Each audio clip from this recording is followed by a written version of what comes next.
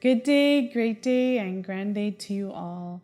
Welcome back to another segment of Dr. TSA Series, a spiritual discussion.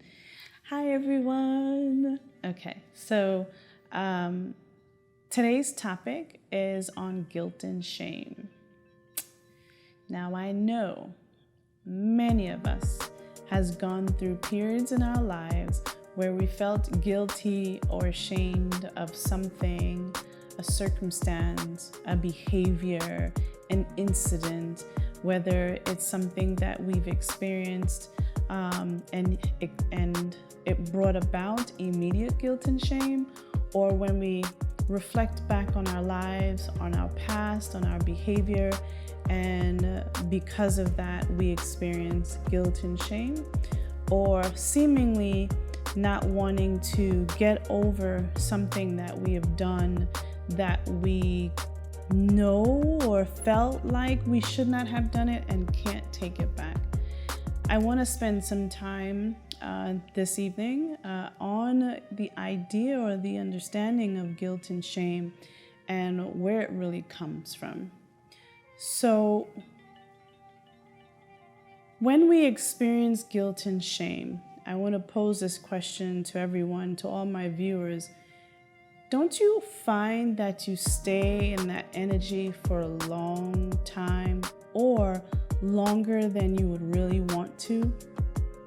And it's seemingly difficult to come out of that once you've kind of gotten into this, damn, why did I do this? And why did it have to happen? And people must be thinking this, or why did I do that? And did this have to happen this way? I can't believe I did that. I can't believe I did that. And we spend time in that energy, and the more we spend time in that energy, the harder it is to come out of it.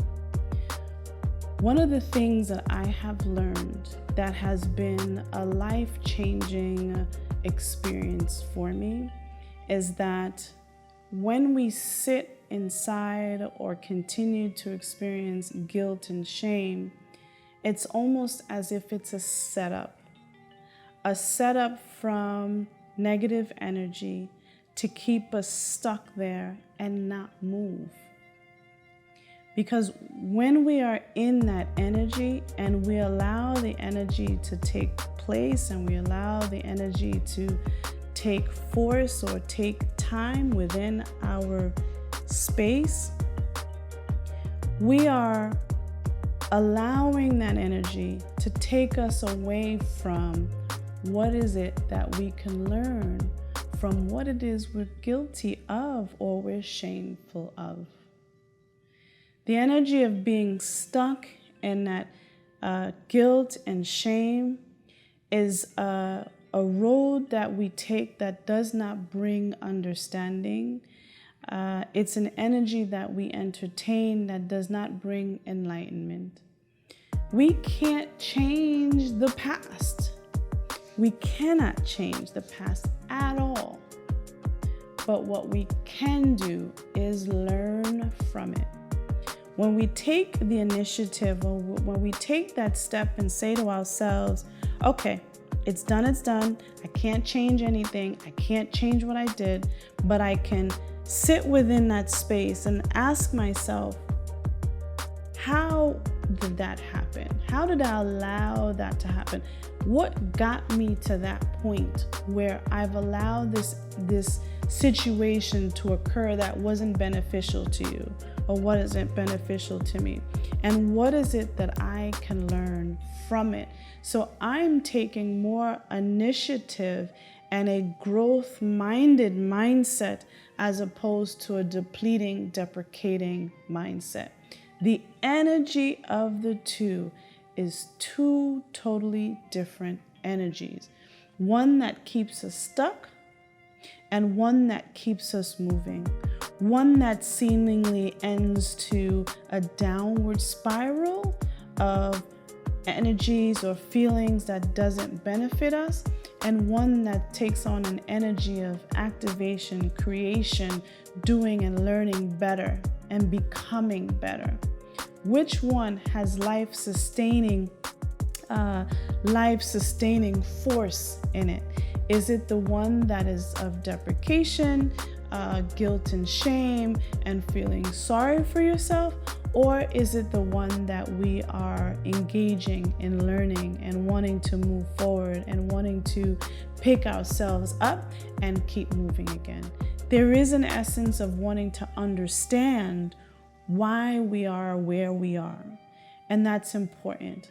Not just to push it under the rug, never wanting to experience it again, or just wanting to forget about it. No, that's not the idea. That's not the best way or the highest way on how to deal with whatever it is we've done that is not beneficial, or that we did not like, or we are not approving of it within ourselves.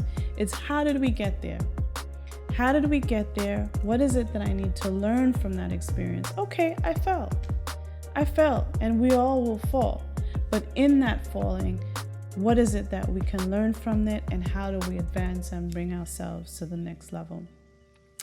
Another piece that I do want to say about guilt and shame, it's not something that is of our essence. Why would we purposefully want to bring ourselves down to a level where you shouldn't have done that? Shame on you, shame on you. You shouldn't have done it. You should feel guilty about doing that. That's not an energy of positive life, of love. It's not something that helps us to move forward.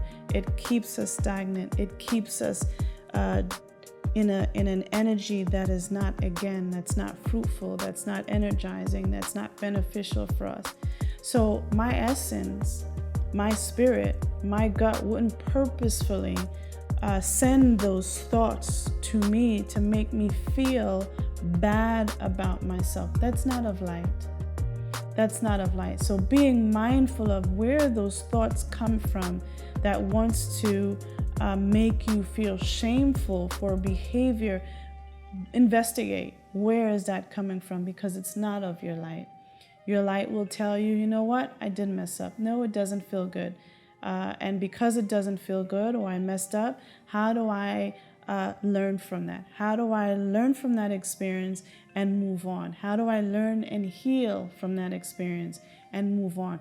That has more of a vital sense, a vital energy towards it. It's not something that keeps us stuck or keeps us thinking negatively about ourselves, because we are light. We are light, and light becomes light, and light enforces light, and light brings about light, not deprecation, not minimizing one's identity or one's self-worth.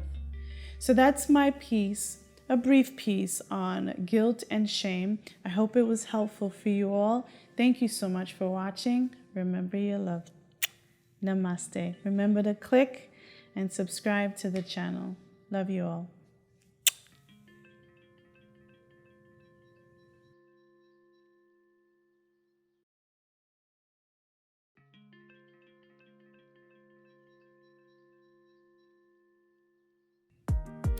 And there you have it on another segment of Dr. TSA Series, a spiritual discussion. Thank you once again all for watching. Remember to click that thumbs up and subscribe. Also, remember you're loved. Namaste.